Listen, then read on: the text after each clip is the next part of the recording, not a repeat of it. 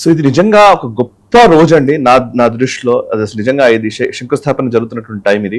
దీని గురించి కొన్ని సుదీర్ఘ కాలంగా అంటే దశాబ్దాలుగా భారత ఆర్మీ, భారత నావికాదళము, భారత ఎయిర్ ఫోర్స్ ఎదురు చూస్తూ ఉన్నారు లిటరల్ గా మాట్లాడితే. సో ఇది దశాబ్దాల కళ. అమెరికా అండ్ రష్యా, చైనా 3 దేశాల వద్ద మాత్రమే ఈ 5th జనరేషన్ ఫైటర్ జెట్స్ ఉన్నాయి. భారతదేశము ఆ 5th జనరేషన్ ఫైటర్ జెట్ ని సొంతగా స్వదేశీ పరిజ్ఞానంతో తయారు చేసుకోబోతోంది. అదే ఈ ఆమ్కా అంటారు, advanced medium combat aircraft. So ఈ ఆమ్కా ప్రాజెక్ట్, అందులోనూ ఇంకా చాలా ఆనందమైన విషయం ఏంటంటే మన ఆంధ్రప్రదేశ్ పుట్టపర్తిలో దీనికి శంకుస్థాపన చేస్తున్నారు. అక్కడ ఈ అడ్వాన్స్డ్ ఫైటర్ జెట్స్ తయారీ మనం ఆంధ్రప్రదేశ్ లో చేసుకోబోతున్నాం. దీని మీద సుదీర్ఘకాలంగా, ఎందుకంటే 2010 నుంచి కూడా మీడియం కాంబాట్ ఎయిర్ క్రాఫ్ట్ అనేది దానికోసమని యూపీఏ గవర్నమెంట్ టైంలో ఏదో కొంత అలికేట్ చేశారు.